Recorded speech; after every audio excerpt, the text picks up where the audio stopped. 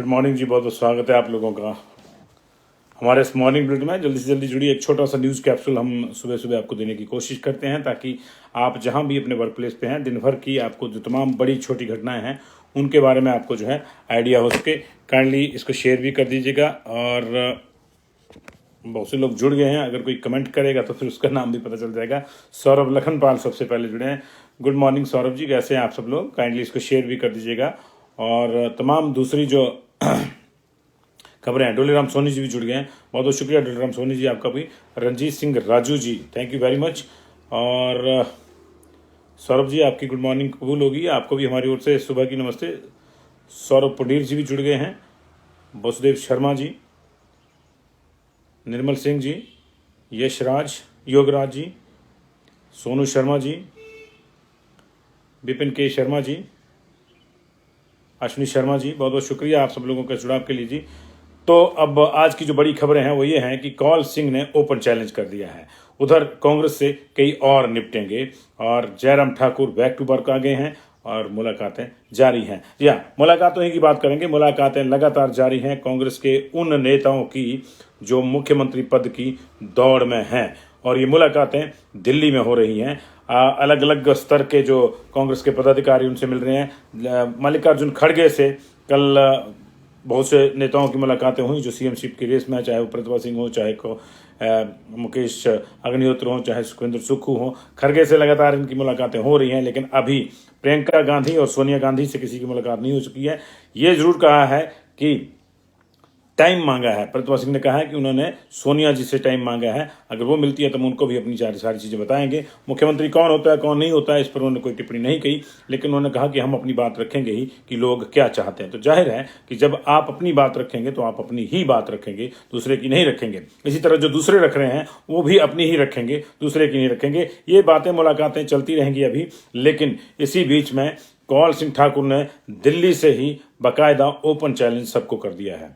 कौल सिंह ठाकुर भी लगातार मुलाकातें दिल्ली में बड़े नेताओं से कर रहे हैं। और जब उनसे ये पूछा गया कि क्या वो मुख्यमंत्री पद के लिए लॉबिंग कर रहे हैं तो उन्होंने कहा कि कौन नहीं कर रहा, कौन नहीं कर रहा। और ये भी उन्होंने कहा कि जहां तक मेरी बात है, मैं ये तो नहीं कहता कि मैं रेस में हूं, लेकिन मेरे मुकाबले भी कोई नहीं है। उन्होंने खुला चैलेंज कर दिया कि अनुभव की बात हो, वरिष्ठता की बात हो या तमाम दूसरी चीज़ों की बात हो, वो नंबर 1 है और उनके आगे कोई नहीं है। कौल सिंह ने ऐसा इसलिए कहा क्योंकि कौल सिंह इस समय सबसे सीनियर मोस्ट लेजिस्लेटर आप उनको कह लें, अगर वो इस बार जीतते हैं तो सीनियर मोस्ट लेजिस्लेटर हैं, लेकिन ऐसे भी वो सबसे सीनियर मोस्ट नेता हैं। वीरभद्र सिंह के बाद वो लंबी पारी खेलने वाले नेताओं में सबसे ज़्यादा सीनियर है। 1977 में वो जनता पार्टी के टिकट पे आए थे, 1982 में वो इंडियन नेशनल कांग्रेस में चले गए, 85 का भी चुनाव जीता, 90 में वो हार गए दीनानाथ शास्त्री से, 93 में जीते, 1998 में जीते, 2003 में जीते, 2007 में जीते, 2012 में जीते और 2017 में उनको फिर से हार का सामना करना पड़ा। इस तरह से 1977 के बाद द्रंग सीट पे 1977 के बाद द्रंग सीट पे कौल सिंह ने लगातार चुनाव लड़े हैं और सिर्फ 2 चुनाव वो हारे हैं, 1990 में और 2017 में। ऐसी स्थिति में उन्होंने कहा है कि मेरी सीनियरिटी, अनुभव, मैच्योरिटी अगर देखी जाए तो मेरे मुकाबले में कोई नहीं है, ये उन्होंने कहा है। और मैं 8 बार विधानसभा पहुंच चुका हूं, 9वीं बार मैं पहुंच रहा हूं, ये भी उन्होंने दावा किया। और उन्होंने ये भी दावा किया कि 45 सीटों के आसपास जो है कांग्रेस जीतेगी। जाहिर है अब सारी नज़रें इस बात पे लग गई हैं। कौल सिंह को शायद इस बात का भी लाभ मिलने की उम्मीद है कि मंडी से मंडी टकरा जाएगी। जयराम ठाकुर मंडी से मुख्यमंत्री थे, लेकिन हाईकमान क्या सोचती है, कहनी सोचती है, ये हाईकमान के ऊपर डिपेंड करता है। हर नेता के अपने तर्क हैं और हर नेता के अपनी प्लस माइनस पॉइंट्स हैं। कौल सिंह निश्चित रूप से सबसे सीनियर हैं, लेकिन विगत के मामलों को देखें तो क्या कौल सिंह पे हाईकमान जाएगी या नहीं जाएगी, ये भी देखना होगा। G23 वाला मामला उनके हाथ चिपका हुआ है। आयाराम गयाराम वीरभद्र सिंह उनको कहते थे पार्टियां बदलने के चलते। फिर कांग्रेस में उनकी निष्ठाओं को अलग से भी देखा जाएगा। मंत्री रहते उनके साथ कुछ विवाद जुड़े, उनको भी देखा जाएगा।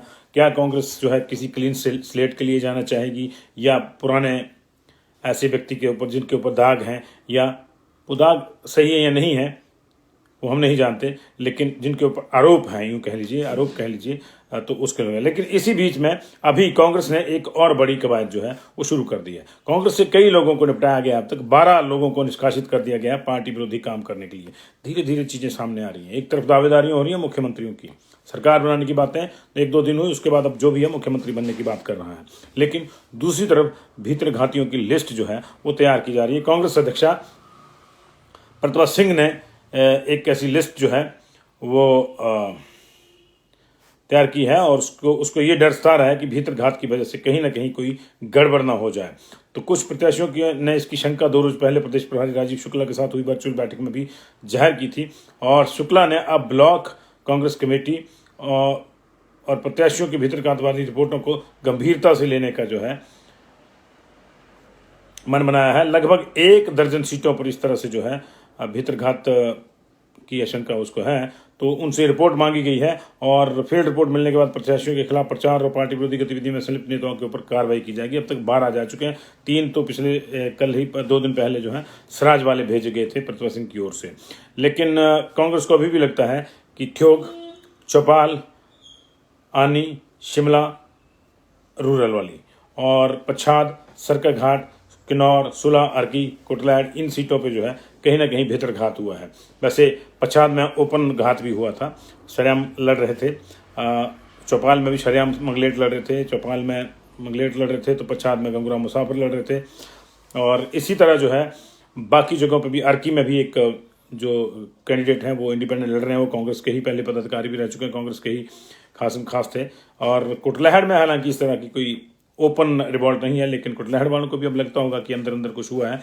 तो ये देखिए, ये एक तरफ भीतर घात की शंका, दूसरी तरफ जीत के दावे ये बताते हैं कि कहीं ना कहीं लोग जो हैं वो घबराए तो हुए ही हैं अंदर अंदर। People are shaky somewhere. तो यही तो लोकतंत्र की खूबसूरती है कि जो सुबह कहता है कि मैं जीत रहा हूँ, शाम तक उसको लगता है कि यार फलां आदमी ने भीतर घात कर दिया है।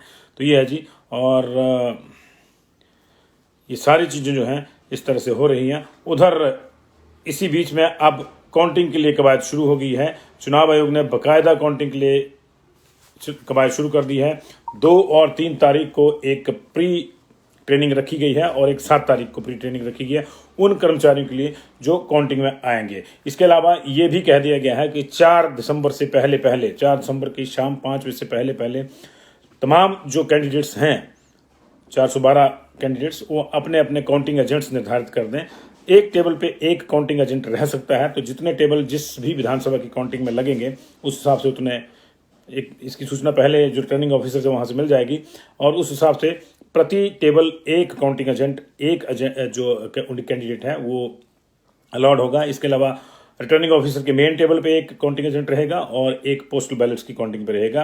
काउंटिंग एजेंट जो है अपना सिंपल पेपर पे पहले देते थे, इस बार ये नहीं होगा। एक फॉर्म 18D है, वो जो है फॉर्म 18 वो लेना पड़ेगा और उसकी 2 प्रतियां जो है भरकर 4 दिसंबर शाम 5 बजे से पहले संबंधित रिटर्निंग अधिकारी के पास खुद उनके सामने साइन करके अपने फोटो ID प्रूफ के साथ जमा करवानी होगी। और 4 दिसंबर की 5 बजे के बाद जो है ये कोई भी काउंटिंग एजेंट का जो आवेदन है वो स्वीकार नहीं होगा। सबसे पहले पोस्टल बैलेट्स गिने जाएंगे सुबह ठीक 8 बजे, 8 दिसंबर को 8 बजे पोस्टल बैलेट की गिनती शुरू हो जाएगी और 8:30 बजे EVMs शुरू हो जाएंगी, क्योंकि जब पोस्टल बैलेट की गिनती चाहे वो पूरी हो चाहे ना हो, ठीक 8:30 बजे एग्जैक्ट 8:30 पे आपको जो है EVMs की मतगणना शुरू हो जाएगी और लगभग 9-9:15 के बीच में फर्स्ट राउंड के रुझान आ जाएंगे। वो इतनी जल्दी इसलिए क्योंकि एक तो मान लीजिए 10 टेबल लगे तो 10 EVM का टोटल करना होता है। दूसरा, फर्स्ट राउंड में थोड़ी सी इसलिए भी देरी होती है कि सारी जो EVMs हैं उनको सेट करना होता है। तो काउंटिंग एजेंट्स को लेकर भी ये बता दिया गया कि कोई भी पदाधिकारी पंचायती राज संस्थाओं का वो काउंटिंग एजेंट्स नहीं हो सकता, सरकारी कर्मचारी काउंटिंग एजेंट्स नहीं हो सकता और सिटिंग MLA, सिटिंग मिनिस्टर ये काउंटिंग एजेंट नहीं हो सकते। हाँ, और 18 साल से कम उम्र का भी काउंटिंग एजेंट नहीं हो सकता। दूसरी ओर एक स्ट्रांग रूम की सुरक्षा को लेकर भी जो है एक बार फिर से निर्वाचन आयोग ने एक व्यवस्था दी है और उसमें कहा गया है कि स्ट्रांग रूम के बाहर जो भी अभी भी अगर कोई कैंप करना चाहता है, कैंप लगाना चाहता है तो लगा सकता है। Is most welcome. उसके टेंट में उसको जो आवश्यक सुविधाएं पानी की, शौचालय इत्यादि की, बिजली की, वो उपलब्ध कराई जाएंगी एंड दे आर वेलकम। और अगर वहाँ से स्ट्रांग रूम सीधे नहीं दिख रहा है तो CCTV भी उनको उपलब्ध करवाई जाएगी, CCTV की लिंक भी उनको उपलब्ध कराया जाएगा ताकि वो वहाँ बैठ के देख सकें और समय पर बीच बीच में अल्टरनेट डेज पे अगर कैंडिडेट्स के प्रतिनिधि भीतर जाकर भी स्ट्रांग रूम को देखना चाहते हैं तो एक तय दायरे के भीतर उनको ले जाया जाएगा जहां से उनको ईवीएम्स दिख सकें और वो अपनी तसल्ली कर सकें कि ईवीएम्स जैसी थी वैसी ही है, इनके साथ कोई छेड़छाड़ नहीं है, कहीं कोई गड़बड़ नहीं है। फिलहाल 3 टियर सुरक्षा वहां पे है। अंदर भीतर जो अर्धसैनिक बल हैं, पहला घेरा उनका है, दूसरा राज्य पुलिस के सशस्त्र बलों का है और तीसरा जो है जिला पुलिस, संबंधित जिले की जो पुलिस है उसका घेरा है।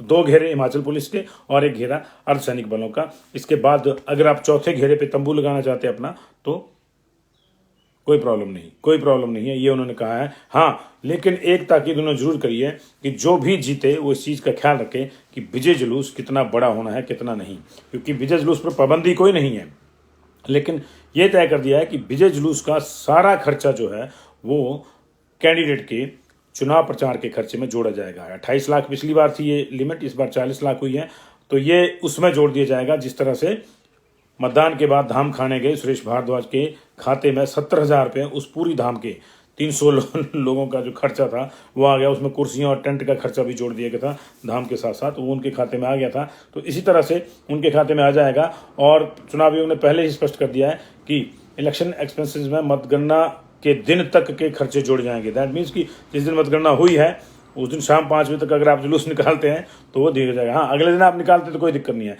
तो यही दिक्कत है और इसके लिए स्पेशल ऑब्जर्वर रखे गए हैं विजय जुलूसों पर नज़र रखने के लिए, हर पॉलिटिकल पार्टियों के विजय जुलूस पर नज़र रखने के लिए। हर चीज़ के दाम भी जो हैं पहले से ही तय कर दिए गए हैं।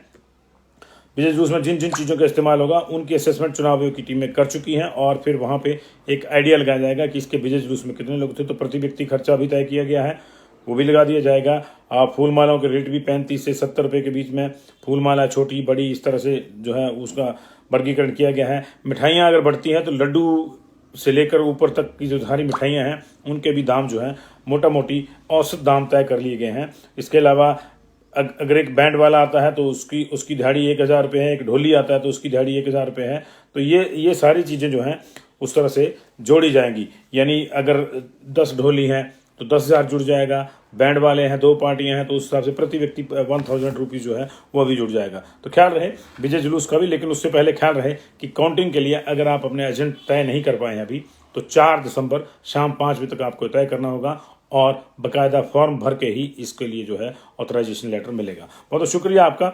एम्स का सर्वर अभी भी डाउन है, उसमें कोई प्रगति नहीं है, वो नहीं चला है अभी भी और इसकी वजह से चिंताएं हैं। दिन भर दूसरी खबरों पर भी हमारी नज़र रहेगी। आज बीजेपी में भी एक मंथन छोटा सा हो रहा है इस बात को लेकर कि ये जो वीडियो आ रहे हैं, ऑडियो आ रहे हैं, इनका क्या किया जाए क्या नहीं, उस पर कुछ होता तो भी आपको बताएंगे। बहुत बहुत शुक्रिया। Virendra Thakur ji, Manu Thakur ji, thank you very much for watching. Mohan Chauhan ji, बहुत बहुत शुक्रिया आप लोगों का। पवन ठाकुर जी, शुक्रिया। अश्विनी कुमार जी,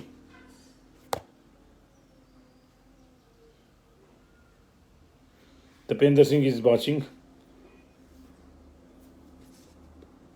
कांगड़ा से संजीवन कुमार जी, कोई बड़ा नाम नहीं है।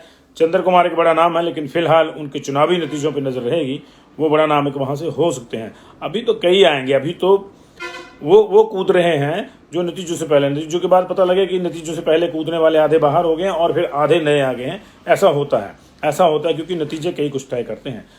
कुछ लोग अभी नतीजों का इंतजार कर रहे होंगे, उसके बाद कूदेंगे। ऐसे का एनर्जी वेस्ट करनी उनका हो सकता है ये Bhandawa ji. Anurag Sharma ji, good morning. Sahil CRZ, thank you very much for watching. Ritesh ji, Ritesh Sharma ji, Sudesh Gautam ji, thanks. RK Kashyap ji, good morning. Kindly share कर दीजिएगा। कृष्णदेव चंदेल जी, काइंडली इसको शेयर कर दीजिएगा ताकि आपके साथ जो लोग जुड़े हैं उन तक भी बुलेटिन जो है पहुंच जाए। RS ठाकुर जी, शुक्रिया जुड़ाव के लिए। Geeta Chandel ji, thank you very much ma'am for watching us. Monu Thakur ji, नमस्ते। हमारा टाइमिंग सुबह 8:55 और शाम को 8:55 रहता है। जुड़िएगा जरूर, शाम को भी जुड़िएगा। शाम को विस्तार से खबरें लेके आते हैं।